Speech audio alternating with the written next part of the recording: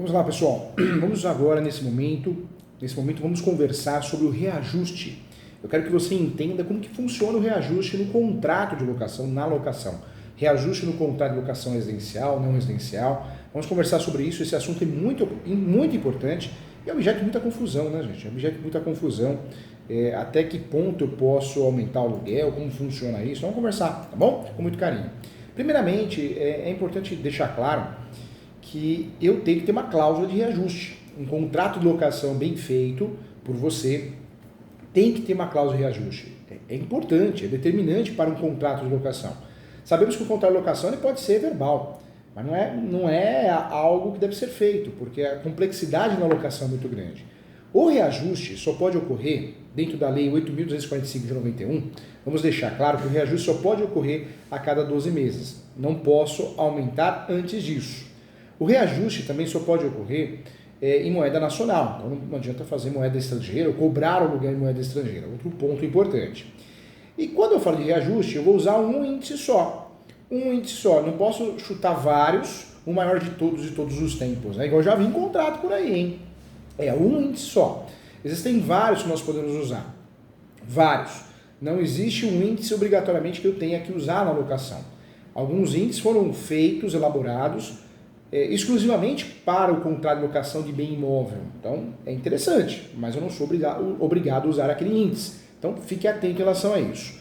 Como que eu faço o reajuste do aluguel, o reajuste do contrato de locação? Então, vamos conversar, vamos ver como funciona isso, vamos entender o cálculo. O aniversário, o reajuste ele vai ocorrer a cada 12 meses. Então, no aniversário do contrato, pode cantar parabéns. Parabéns para você, só que quem ganha o presente é o locador, o inquilino vai ter que pagar o aluguel mais caro. Isso também, em regra, não deveria ser assim. Porque quando eu escolho um índice de reajuste, se ele é positivo, o aluguel aumenta. Se ele é negativo, o aluguel deveria diminuir. Mas ninguém diminui aluguel no Brasil, nunca vi isso acontecer. O aniversário do contrato de locação, ele vem acompanhado do reajuste do aluguel. É nesse momento, no aniversário de 12 meses, que essa correção é calculada em cima do valor do aluguel. Esse reajuste, gente, ele é permitido pela lei do inquilinato, que é a lei 8.245 de 91, uma vez por ano, e vale mencionar para imóveis residenciais e comerciais, ok? Nós podemos calcular esse reajuste com base em qualquer índice, eu posso escolher o índice que eu quiser. Não sou obrigado a usar um ou outro e também não posso colocar vários índices e falar que o maior de todos os tempos. O ideal é que eu não faça esse reajuste com base no salário mínimo. O salário mínimo não foi criado para usar como base de cálculo. Tem as exceções, pensão alimentícia, né? Então eu vou pagar pensão alimentícia, não tenho vínculo empregatício, eu vou pagar com base no salário mínimo para que tenha um reajuste todo ano. Então, honorários também, honorários de qualquer profissional, normalmente é cobrado com base no salário mínimo. Então, tem exceções, mas o salário mínimo não foi criado para ser base de cálculo de reajuste de contrato de locação e de nada, né? Então, é interessante. O reajuste do contrato de locação, do aluguel, ocorre todo aniversário ou na renovação do contrato de locação, ou seja, na data em que o contrato foi assinado. E não, cuidado, hein? Não o dia que foi fixado para o pagamento do aluguel. Então, o reajuste não é a data de pagamento do aluguel, mas a data que o contrato foi assinado. Acho que é uma grande dúvida. Então, já começa por aí. Acho que vamos eliminar aqui 50% das dúvidas. Então, não é a data do pagamento do aluguel, mas a data que o contrato foi assinado. O aniversário, 12 meses após, ok? O reajuste, gente, sempre indexado a um índice da inflação, como o IGPM ou IPCA, que vários são utilizados. A variação desse valor costuma ser baseada no Índice Geral de Preços, Mercado ou IGPM, né? Divulgado mensalmente pela Fundação Getúlio Vargas, a FGV. Outro indexador comum é o Índice Nacional de Preços ao Consumidor Amplo, ou conhecido como IPCA, também ficou muito conhecido, realizado pelo Instituto Brasileiro de Geografia e Estatística do IBGE. O IPCA, gente, anote aí, é o principal indicador de inflação do Brasil, sendo utilizado, inclusive, para determinar a taxa Selic. Não sei se você lembra disso, mas o IPCA é utilizado, inclusive, para determinar a taxa Selic. Então, regras importantes aqui. Eu vou reajustar o contrato de locação, a data correta da assinatura do contrato, assinatura, renovação, e jamais da data do pagamento, do dia fixado para o pagamento do aluguel. Posso usar qualquer índice, IGPM, IPCA, qualquer índice, não existe uma obrigatoriedade, a lei não obriga, não impõe. Lembrando que eu vou usar um índice só, não posso usar vários e falar que o maior de todos os tempos será utilizado. Hoje, muitos contratos foram alterados, os novos contratos começam a ser baseados no índice da inflação do IPCA. Muita gente vem utilizando o IPCA. E por que isso? Porque nós sabemos que o IGPM perdeu aquela segurança jurídica. As pessoas desconfiam do IGPM diante do que aconteceu no passado, né? Não tão remoto assim, onde explodiu, né? O reajuste dos aluguéis ficaram algo absurdo. Então, diante do que ocorreu, outros índices foram criados e outros índices na locação, índices de reajuste, começaram a ser utilizados. Então, ponto importante também. Como calcular o reajuste de aluguel? Então, presta atenção aqui, ó, foca aqui. Para fazer o cálculo do reajuste de aluguel, basta aplicar, gente, isso é importante, hein? Basta aplicar o percentual do índice previsto no contrato. Você vai pegar o IGPM, o IPCA, isso é feito transformando o acumulado de 12 meses do índice em números decimais e em seguida multiplicando pelo valor do aluguel atual. Então você pega o valor do aluguel, pega o valor do aluguel atual, pega o índice, faz vezes, né? O valor do aluguel vezes o índice. O resultado disso você vai somar o aluguel. A fórmula é muito simples. Eu pego o índice de reajuste vezes o valor do aluguel, o último aluguel, sempre o último. O resultado disso é o valor que eu vou somar com o aluguel. Então, o cálculo é muito simples. Então, importante. Então, para fazer o cálculo do reajuste, basta aplicar, vou repetir, hein, o percentual do índice previsto no contrato, IGPM, IPCA ou outros, tem gente que usa outros, isso é feito, né? Isso é feito transformando o acumulado de 12 meses do índice em números decimais e em seguida multiplicando pelo valor atual do aluguel, ok? Outro ponto também, vamos dar um exemplo prático de como isso funciona.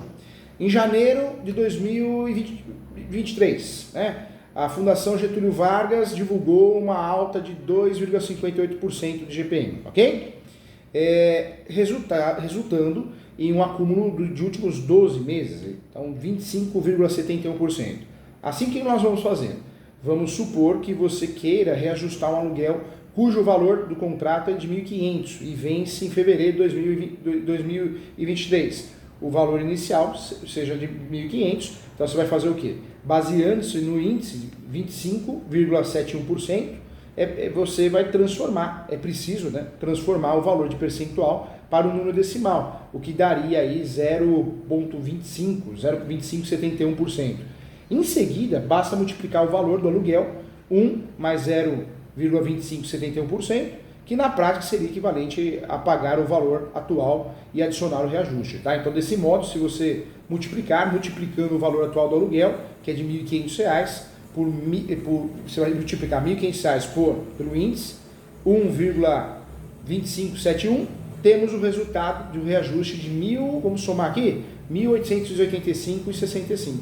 1.885,65. Esse seria o valor que passaria, né, a vigorar mensalmente pelos próximos 12 meses. Após esse período, será calculado um novo reajuste do aluguel. Então, quero lembrar a você que esse cálculo, gente, é comumente praticado pelo mercado. Caso o locador e o locatário entrem em um acordo e decidam reajustar o valor com base em aplicação proativa, né, de taxas menores ou combinar um valor menor, isso pode.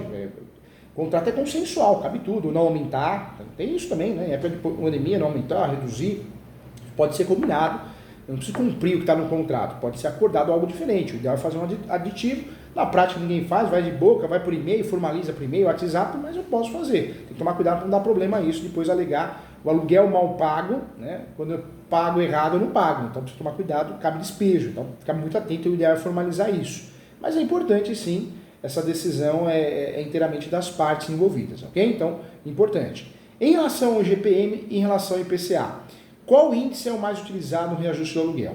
O IGPM sempre foi o mais utilizado no Brasil, mas perdeu a confiança do brasileiro. Perdeu a confiança. Era o principal índice para reajustar aluguéis, tanto que popularmente ficou conhecido, né, como a inflação dos aluguéis. Não sei se você lembra disso. Contudo, gente, desde que houve uma alta expressiva do IGPM relacionada aos impactos econômicos da pandemia, e o IPCA tem sido cada vez mais utilizado para calcular o reajuste dos aluguéis mensais. De fato, houve um aumento considerável, inclusive, né? Um aumento que cada vez mais, 2024, 2025, cada vez mais nós vamos ter aí a desistência, o não uso, né, do IGPM, porque caiu em descrédito, todo mundo tem receio. Eu trago para você, fazendo uma comparação entre o IPCA e o IGPM nos últimos anos, é perceptível sim que a partir do segundo semestre, né, o segundo semestre desse ano, o IGPM começou a crescer de forma explosiva, né, chegando a atingir a 37%. Isso na verdade ocorreu, foi em 2000, né, segundo semestre de 2020. Poxa, causou medo, causou receio, por isso, depois de anos, mesmo assim nós estamos desconfiados, né? Já faz muito tempo que aconteceu isso? Faz, mas estamos desconfiados porque aconteceu recentemente de novo, o índice, não que explodiu desse jeito, 37%, mas também tivemos índice fora da curva, né? Então é complicado. E a tendência até o momento é a queda do IGPM cada vez mais, né? E a alta do IPCA, ele gerou mais confiança. A composição, isso eu queria falar também com você, a composição do IGPM, gente, o IGPM é composto por três índices, né? Três índices, né? No plural. O IPA-M, 60% inclusive, que é o índice de preços do atacado mercado, que representa os preços no atacado. O IPC-M, 30%, índice de preços do consumidor mercado, que corresponde à inflação no varejo. E o INCC-M, que corresponde a 10%, que é o Índice Nacional de Custo de Construção de Mercado, que afere os custos do setor de construções habitacionais. Então, nós temos aí para a composição do IGPM três índices, né? 60% do IPA, 30% do IPC e 10% do INCC. Então, é complexo, né? É complexo, essa diversidade de fatores mostra a relevância do IGPM. E ele interfere diretamente nas finanças da população brasileira, pois está relacionado aos gastos diários, como mensalidades escolares, aluguéis, tarifas, energia elétrica, TV por assinatura, TV a cabo, até plano de saúde, né, gente? Além de indicadores citados, esse índice também sofre influência da oscilação do dólar. Ele é divulgado sempre no final de cada mês. Sempre no final de cada mês, se a gente está no Google, você acha o IGPM.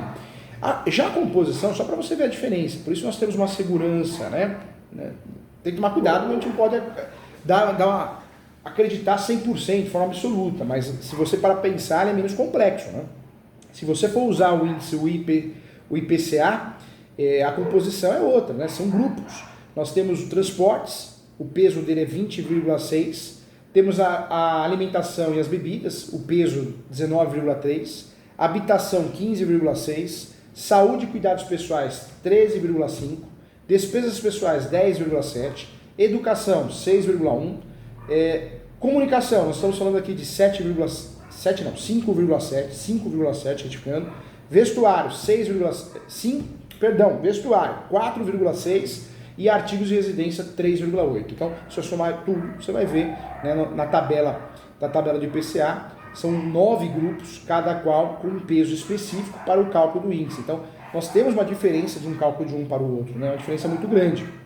O que não pode ser feito no reajuste do aluguel? Isso também é importante falar. Apesar do reajuste de aluguel estar a cargo do proprietário, existem restrições de que pode, né, ser feito por ele. Então, já falei aqui, só a cada 12 meses. Moeda nacional, nunca, né, com base no salário mínimo. Então, importante. Então, uma delas é também fazer a alteração do valor com base no salário mínimo. Já tinha falado isso, mas é importante frisar, o salário mínimo não foi criado para reajuste. Ele também não pode ser utilizado, né, ou se utilizar as alterações cambiais para fazer o aumento. Então, alterações cambiais também não posso usar. E essas restrições, gente, estão previstas, elas são previstas na lei do inquilinato. Por isso, é importante prestar atenção na hora de assinar o contrato, porque uma cláusula dessa, ela é nula, né? É importante prestar atenção para assinar o contrato, é importante prestar atenção para elaborar o contrato. Cuidado que se copia e cola do Google, hein, que tem modelo errado aí. Quando o valor é alterado, gente, pode ser alterado para aditivo ou ação, né? Ação revisional, ela serve para aumentar o valor do aluguel ou diminuir. Ação revisional de aluguel. Quando o valor é alterado, não existe a necessidade de redigir e assinar um contrato novo, tá? Quando é feito o reajuste de forma simples, apenas com uma comunicação 30 dias antes. Já está no contrato, mas o ideal é comunicar 30 dias antes, 60 dias antes. Tem imobiliária, corretor que comunica 90 dias antes. Eu acho legal comunicar 2 vezes, 3 vezes, acho legal. E se possível com antecedência, né? Isso é importante.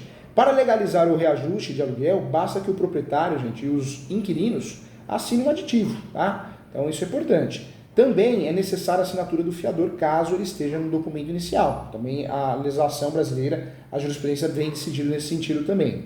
Além disso, é obrigatório que o proprietário comunique o inquilino, isso é importante, sobre o novo valor do aluguel, hein? Então a comunicação tem que ocorrer. O ideal é que seja antes, não após. Então fique atento em relação a isso. Assim, se o locador, o seu cliente é locador, se você é locador e entre, né, em contato com a imobiliária ou diretamente com o proprietário, o seu interesse em receber a carta de aumento é importante que seja com pelo menos 3 meses de antecedência. Isso é fundamental. Outra pergunta que foi feita aqui, professor Júlio: o que fazer para caso de ajuste de aluguéis acima do índice? Então o locador, ele quer, eu quero um aumento maior, porque foi feito o metrô, foi feito o terminal de ônibus. Então, caso o proprietário queira fazer um reajuste de aluguel acima dos índices, né, do índice indicado no contrato, é preciso esperar o fim do contrato, mas eu quero que você se lembre, é importante você lembrar, o reajuste, o valor do aluguel muito acima do praticado pelo mercado pode dificultar a locação e também pode ser motivo para rescindir o contrato, tá? Pode ser considerada uma cláusula abusiva ou ação revisional.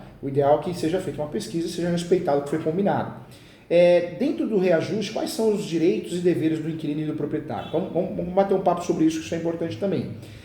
Além das restrições para reajuste de aluguel, inquilinos e proprietários possuem obrigações e direitos sobre o valor do aluguel, sobre o imóvel também, e o contrato de aluguel, né? Dentre eles, por exemplo, o inquilino deve receber o imóvel em perfeito estado para o uso. Nós falamos aqui habitável, habitação, e pode solicitar ao proprietário reparações de problemas que justifiquem a usabilidade do imóvel.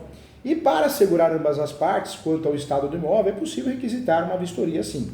Além disso, gente, uma dúvida muito frequente, objeto de muitas perguntas na pós-graduação, diz respeito às taxas condominiais, né, as despesas rotineiras do dia a dia, como o pagamento de funcionários, manutenção das áreas comuns, que são de responsabilidade do inquilino. Eu trago para você que, em contrapartida, os gastos extraordinários, como pintura, reformas estruturais, devem ser pagas pelo proprietário. Nós já conversamos isso aqui em outras aulas também. Entre os principais deveres do inquilino, eu gosto muito de citar, podemos citar a preservação e o zelo pelo espaço, além de manter as contas como o condomínio, né, e o próprio aluguel em dia, contas de consumo. Então o proprietário deve receber o imóvel nas mesmas condições em que entregou também, e desse modo o fim do contrato, o inquilino deve realizar qualquer ajuste necessário para que o próximo morador possa usufruir da melhor forma possível da residência ou do imóvel comercial. Outro ponto que eu queria tratar com você também que é importante é calculando, né, o valor do aluguel. O valor cobrado de aluguel pelo proprietário ainda é motivo de dúvidas para muitas pessoas, né? Qual que é o valor correto? É difícil identificar. Existe uma prática de 0,5% do valor que vale o imóvel, mas não pode trabalhar só assim. Tem até um curso meu, uma aula minha disponível também para você sobre avaliação, né? Avaliação imobiliária na locação. Não é só isso, né? Tem a questão da localidade, segurança, é galpão, é terreno, é casa, é um terreno que não tem nada, né? Ou tem infraestrutura. Então tem muitas situações que eu vou analisar para precificar. É difícil precificar o valor do aluguel, mas eu não posso sair fazendo algo de forma automática, não. Senão a chance de errar é muito grande, né? Então fique atento em relação a isso. Em regra, nós temos então, o IGPM foi o mais utilizado, hoje o IPCA, de fato o IPCA ganhou corpo, ganhou força, né? Hoje é um índice muito utilizado, depois que ocorreu, gerou desconfiança, de fato. Então nós temos aí grandes novidades, né? Em relação ao IPCA, hoje os contratos utilizam, né? Eu posso limitar também, viu, gente? Professor Júlio, posso limitar? Posso fazer um contrato de locação falando que eu vou usar o IGPM, mas o aluguel fica limitado a no máximo 6%. Pode sim. Isso pode ocorrer e acontece, inclusive, né? Então pode ocorrer sim. Então é importante conversar sobre isso. De fato, quando nós falamos de reajuste na locação, atualmente o IPCA ganha força, ganha espaço, justamente pela segurança que ele causa, né? Antes de discutir qualquer aumento, reajuste, é importante sempre ter acesso ao artigo 18 da Lei do Inquilinato, que é a Lei 8.245/91, que é o artigo que trata, né? Historicamente, o principal índice sempre foi o IGPM, mas perdeu a confiança do brasileiro. Eu quero trazer para você também outro ponto importante, tudo pode ser combinado, tudo pode ser combinado. Então, professor Júlio, eu acho que o valor do aluguel eu não concordo. Você pode combinar com o locador chegar ao consenso que não vai aumentar um valor menor, um valor maior, o valor realmente não é justo, teria que ser maior, talvez, né? Então eu posso fazer isso também. Não podemos esquecer, gente, que no Brasil surge novidade o tempo todo, né? E eu quero que você entenda o IVAR. Quero que você saiba tudo sobre o novo índice, né, de reajuste de aluguel. O IVAR foi criado só para isso, hein? Esse IVAR você pode usar também. O IVAR não é VAR lá, né? O VAR do futebol. Não é VAR do futebol. IVAR é um reajuste, um índice de reajuste, tá? Nós falamos do IPCA, o IGP foi utilizado no passado, o IPCA hoje, mas foi criado, sim, o Brasil criou um índice próprio para aluguéis. Tem gente que não sabe, por isso não usa, né? Mas é interessante. O que é o IVAR, professor Júlio? Tratando desse assunto tão importante, o IVAR é a sigla, gente, para indicador, né? Indicador de variação de aluguéis residenciais. Então, o que significa IVAR? Indicador de variação de aluguéis residenciais. IVAR significa indicador de variação de aluguéis residenciais. E foi lançado pela FGV, foi lançado em 2022, já faz um tempo, né? Só que ainda é muito pouco conhecido. A ideia, quando foi lançado esse índice, né, essa sigla, a ideia é medir a evolução dos aluguéis praticados no país, no Brasil, ao mesmo tempo também propõe como mais próximo da realidade para o reajuste dos contratos de locação, tendo o objetivo de substituir os outros, né, que sempre foram utilizados, principalmente o IGPM e o IPCA. Então a ideia era essa, né, a ideia é essa, né, mas muita gente nem conhece o IVAR, mas é um índice interessante para que a gente possa usar. A FGV utiliza como base para o indicador os valores que são praticados nos contratos de locação residenciais em 4 capitais, tá? São Paulo, Rio de Janeiro, Belo Horizonte e Porto Alegre. Os dados são fornecidos pelas empresas que administram os imóveis e as imobiliárias dessas regiões. A partir disso, a FGV faz cálculos e oferece o índice de variação em determinado período. Para isso, gente, a instituição considera os valores lançados no primeiro e no último dia de cada mês. Por isso, é um indicador considerado mensalmente, né? Por isso, a ideia é que ele gere segurança jurídica. Outro ponto importante também é que o indicador ele considera, né, a abordagem tanto dos contratos novos quanto dos contratos, o reajuste anual dos contratos antigos. Então, importante também. Quando nós falamos de IVAR, então ele foi lançado, o IVAR, não é VAR, hein? O IVAR, ele foi lançado em janeiro de 2022, mas na verdade o índice já é estudado, desde 1919, né? Então, quando começou as questões com os problemas com o IGPM de fato, como indicador-chave para o reajuste de aluguel. E por isso, ele é muito pouco conhecido ainda, né? Porque, for pensar, o índice mais recente nós temos, mas é interessante, todo mundo que lida com locação, que lida com gestão de contratos, precisa saber disso, né? Precisa saber disso. A pergunta que é feita, professor Júlio, vale a pena mudar o indicador para o IVAR? E como eu posso fazer isso? Em qualquer contrato você pode fazer isso na renovação ou através de aditivo, né? Pode fazer um aditivo, as partes concordando. Se a parte não concordar, aí não dá para fazer, tem que ser respeitado o contrato só na renovação, se for renovado, né? Com o lançamento do indicador, o IVAR, a ideia é que ele tome espaço dos outros índices e seja usado de forma praticamente exclusiva, mas a lei não obriga, tá? É mais um índice que nós temos justamente apropriado, em regra, foi criado para isso, para alocação, tá bom? Então, importante. Legal, né, gente? Então, conversamos muito aqui a respeito dos índices, lembrando que não pode usar o salário mínimo, não pode ser moeda estrangeira, dólar, nem pensar. A ideia é que você fique craque no assunto, tá bom? Um abraço e até a próxima aula.